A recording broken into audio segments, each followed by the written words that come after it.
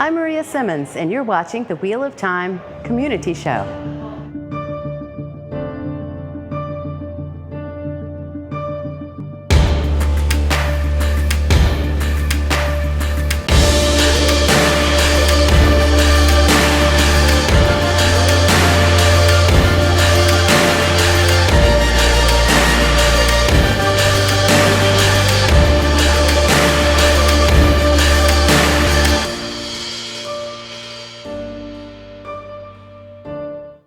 Hey everyone, Tom, and we got Jimmy Liang here. He's a special, see he's got this special badge, it says officer on it. He is actually the co-chair of JordanCon with him and his lovely wife, Jennifer. You're probably vaguely into the Wheel of Time, just a little bit. You've like maybe read a book or two. Wait, this isn't Star Wars? No, it's not Star Wars, that's next week. We should just go, right? What made you like gravitate toward Wheel of Time? Well, Wheel of Time has always been a community. I met Jennifer through the Wheel of Time. We met all our friends through the Wheel of Time. And we started doing programming for Robert Jordan's Wheel of Time at DragonCon. And then it's like, well, let's do it so we could do our own gathering, where we could do it all day long. And here we are. That's cool. Okay. And now, obviously, the show is coming out. So just what's something that, we've seen all the little teasers. We've had Padden Fane's dagger and Tam's sword, and we saw like a little bit of Shadar Logoth in that one scene. I don't know if that's going to be the official, what it looks like, but whatever. What's something that we've seen that you've like, oh, I really like that, and then something that you're excited to see like on the screen? I'm excited to see everything. What I'm going to be, curious about is certain things from the book, like the Battle of Dumont Wells. How does that translate? So how do we see it? Like, yeah. Oh man, that's gonna that episode is gonna be rated TVMA. I know, because people are saying, well, this is not how I visioned it. Well, you're not the storyteller. Exactly. Rafe is a storyteller. Exactly. So it's just like the Battle of Dumont Wells is. I hope he sees what I see. Yeah. So yeah, that's fair. That's fair. All right. Well, thank you very much, Jimmy. I'm sure you have very many things to get back to, but thanks for hanging out with us. Hello, everybody. I'm Tom, and we're here with Jessica. Is it right if I put my... Yes, please Yay! do. Hugs! I haven't peopled in so long. It's so nice, so nice. Yes, it is. Okay. So we're here at JordanCon. So I would assume you have a vague interest in fantasy and possibly that book, The Wheel of Time. That's it. Okay, cool. So vague interest in that? You might Somewhat, yeah, somewhat. Part of my life. So... is this your first JordanCon? How long you been coming? No, it's not my first JordanCon. I think this is my 6th in-person JordanCon now, so I've been with y'all for quite a while.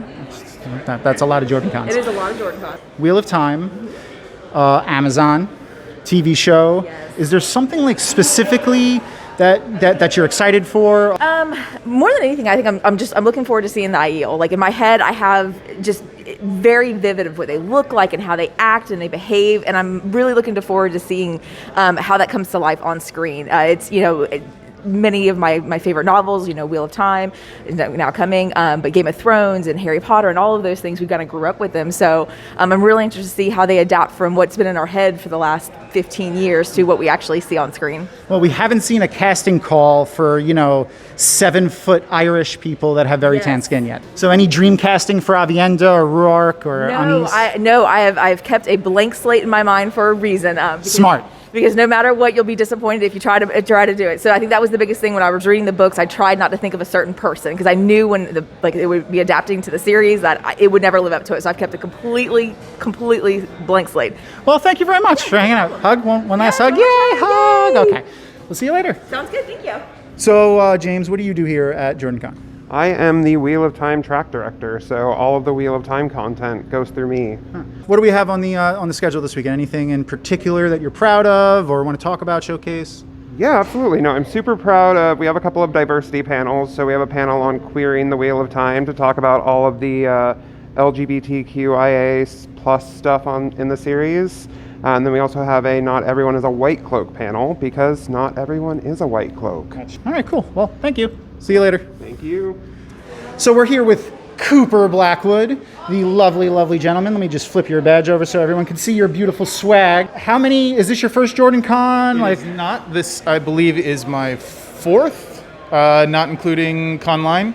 What made you love the Wheel of Time? I started reading The Wheel of Time in middle school. My English teacher in 8th grade probably hated me a little bit, but also couldn't hate me because in English, I would be sitting there with my head down on the table reading The Wheel of Time. So I had these big, thick, fantasy books and not paying attention to my English class at all. But he's like, well, I guess he's reading, so I can't really say too much. Honestly, I didn't know about JordanCon until some friends of mine who are even more into Wheel of Time than I was they really dug into everything and they started coming, and they encouraged me to come the following year. So I came, and I have been stuck ever since. Stuck good. No, stuck good. Good company, right? Exactly. I mean, it's stuck the way that you're stuck with amazing family, right? That's how it works. I mean, my wife and I came to the first one knowing nobody, and now I'm doing all this. Yes, you are staff. Special. And so now we have the show. The show's coming out. So from what we've seen, what's something that's excited you, and what can't you wait to see?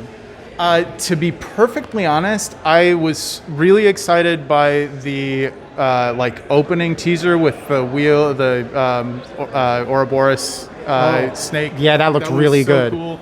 I'm really excited to see how they represent the weaving, how they weave the magic system, and how they make that work. That is going to be one of the most interesting things, and probably one of the most challenging things for them to actually represent. Well, Cooper, thank you very much for coming and hanging out, and I'll see you around. Right. Thanks everyone for joining us. Make sure to check out our other videos on Dragonmount, and there might be a couple people I'm going to say bye to that you should see. Hey, maybe you should check out this guy over here. You should probably check out some of his stuff too. What's your name again? Matt. It's Matt Hatch. He does this little show. It's called The Dusty Wheel. It's a little show. And then we have another guy over here who's sneaking in. This beautiful monster right here. Dusty Wheel, the Dusty Wheel, and then we have the Weekly Wheel News. What's your name again? My name's Rob. Rob. That's short for something. I'll figure it out.